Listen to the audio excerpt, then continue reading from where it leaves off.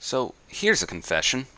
When the trailer for BlazBlue Cross Tag Battle dropped at EVO, let's just say that this wasn't my exact reaction.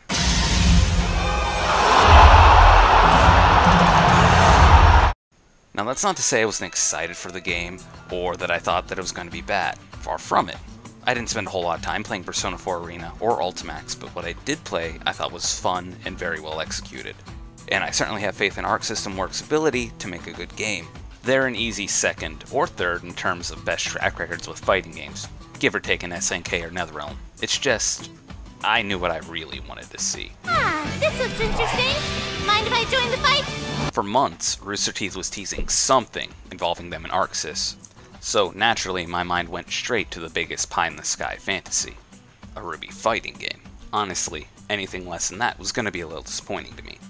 However, I've since done a 180 on Cross Tag Battle, and I'm supremely hyped for this game, even if it isn't the exact thing I wanted. And the biggest reason for this is the uncertainty of it all. See, crossover games like Cross Tag Battle always have this air of unpredictability to them. A standard fighting game like a Street Fighter, you can kind of predict the roster fairly easily. You're gonna see the series staples, you're gonna see whoever got big and popular in the last release of the game, and you might see the surprise turn of a character or two who haven't been in the game for a while, or was only relegated to spin-offs. Add in a bunch of new characters to round things out, and you're basically done. But in a crossover, who even knows what bullshit's gonna show up? Wait, what? Huh? What? How? What the fuck? Just trying to figure out what's going to show up in a big crossover game like this is half the fun. Hell, it's why Super Smash Bros. Brawl had one of the biggest and best hype trains for any game I've ever seen, just because we were getting regular updates on all the cool new shit we were going to see when the game dropped. And considering ArcSys has just started dropping trailers to show off Cross Tag Battle's roster, right about now is the best time to start placing your bets on who's going to get in the game. So without further ado, let's answer the question, what RWBY characters will we see in BlazBlue Cross Tag Battle? Now before we can answer that, we have to figure out something else first. How many characters are even going to be in this game? I think I've come up with a pretty reasonable estimate of how big the roster of Cross Tag Battle is going to be, but to get there, I'm afraid we need to use math. In order to figure out the size of this game's roster, we need to find out what the average roster size of an ArcSys fighting game is. To do that, we're going to take the number of playable characters in the first release versions of every ArcSys developed fighter released for consoles and arcade. The games we'll be drawing from to get our average are Guilty Gear 1, Guilty Gear X, Guilty Gear Iska, Fists of the North Star, Guilty Gear XX, Battle Fantasia, BlazBlue Calamity Trigger, Continuum Shift, and Chrono Phantasma, Persona 4 Arena and Ultimax, Guilty Gear Xrd, and BlazBlue Central Fiction.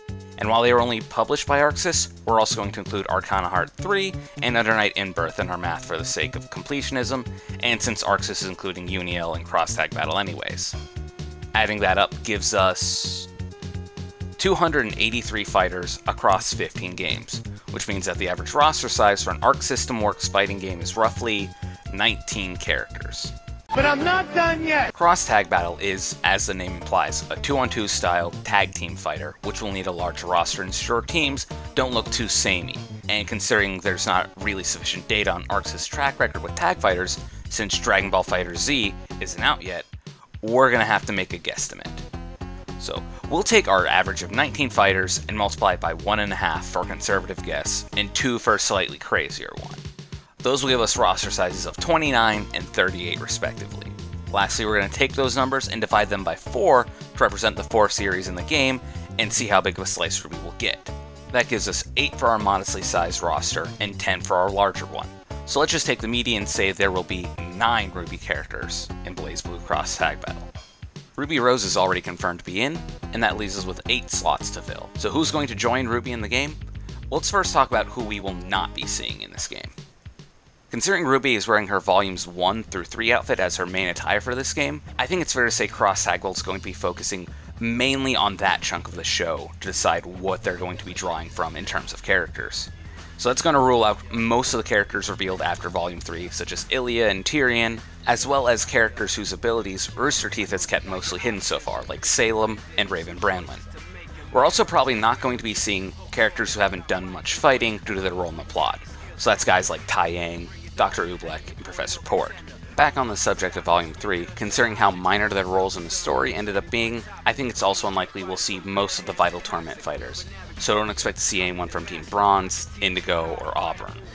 The only ones I could see possibly getting in would be either member of Team Funky that we've seen, particularly Neon Cat, since she's pretty popular. But even then, that's incredibly unlikely. Likewise, I wouldn't expect to see any of the members of teams we've seen very little of, such as Fox, CL, Scarlet, or Sage.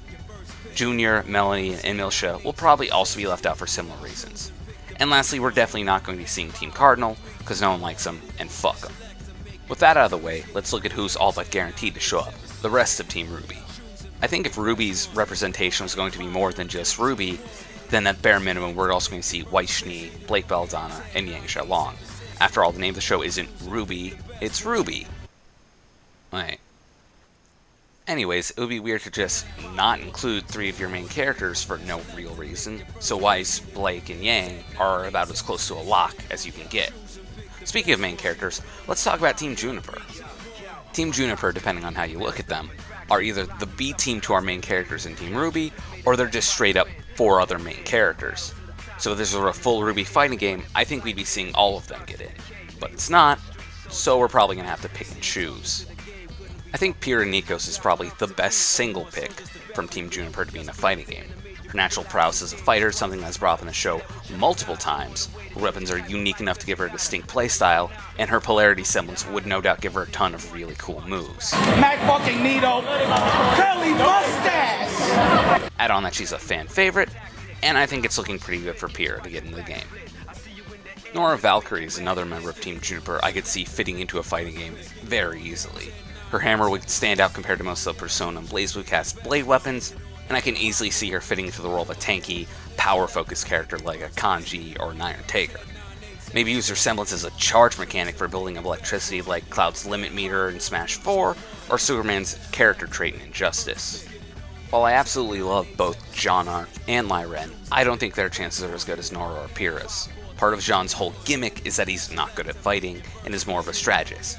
Plus, with his semblance still a mystery, his fighting style would mostly be guy with a sword, which there's already plenty to choose from between the other 3 series in the game.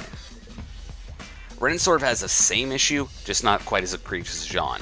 Ren's stealth semblance, while useful in the show, would be kind of hard to implement in an interesting way in a fighting game. And though ArcSys has shown they can make a character whose main weapon is a gun work in a fighting game with Naoto Shirogane, I think they'd avoid putting in Ren over her. I wouldn't be surprised if either Ren or Jaune did make it in, but I also wouldn't be surprised if they didn't make it in. But enough about those guys, let's talk about some bad guys. Crossover games typically skew towards having more heroes than villains in their roster, but also that usually means the villains that do show up tend to be pretty memorable. Think Dr. Doom, Magneto, or Wesker. Of course, RWBY has no shortage of villains to draw from, so it'd be criminal to not include some of them in the game. I think the safest pick would be Cinder Fall, since she kind of has it all. Distinct, yet easy to implement power? Check. Important role in the story? Check. Unique weapon that would translate well to being used in a fighting game? Check. I wouldn't say she's got a 100% chance of getting in, but I think she might have the best shot of any one of RWBY's baddies. Of course, notice that I'm saying one of them. While I think that Mercury, Emerald, and Adam are all solid characters, I don't think either of them hold a candle to Roman Torchwick. I love this asshole, he's amazing. So of course I'd want to see him in Cross Tag Battle. But wait, you might be saying, isn't Torchwick more of a planner? Isn't that why you said Jaune probably won't show up? True, I did say that. But there's a simple solution to that.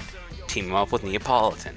ArcSys has done something like this before with Ken and Koromaru in Persona 4 Ultimax, and everyone's keeping their personas in this game, so I don't see why we can't have a double character. Just have Neo beat Roman's persona. Bring her out by pressing the Neo button. It's that easy. Just do that. Alright, so let's go over this roster. We got RWBY, Weiss, Blake, Yang, Pyrrha, Nora, Cinder, and Roman with Neo. That brings us up to 8, leaving us with 1 open slot to fill. Who's gonna get it? Well, to be honest, I don't know. This last spot is really a toss-up because most of the must-haves are filled by the other slots. We've got all 4 main characters, 2 supporting characters, and 2 antagonists. Anyone else would just be doubling down on one of those. The 2 best options to round out the roster, in my opinion, would be either Sun Wukong or Penny Polendina. Both have distinct fighting styles, unique looks, and are on the same level of significance to the story as Team Juniper. If you put a gun to my head and made me pick one, I'd probably go for Penny, just because it'd be great to see her and Aegis interact, or make the Robo-Waifu Dream Team. And if we want to talk about DLC characters, I think the best options for that would be Sun, since he only barely missed the cut, Jaune, since he's probably important enough to include anyways, fighting skill be damned, and Orow-Branwen, because everybody loves him, and he's been in enough fights so far to make a solid moveset out of. So that's my take on who I think is going to make it to BlazBlue Cross Tag Battle from RWBY. Of course, this is all the hypothetical ravings of a madman with no hard facts or evidence to back up his idle speculation, so that means I'm 100% right. And if I'm not, that's fine, because this game's whole existence is kind of miraculous anyways. And hey, if this doesn't turn out so well, at least Dragon Ball FighterZ is looking pretty dope.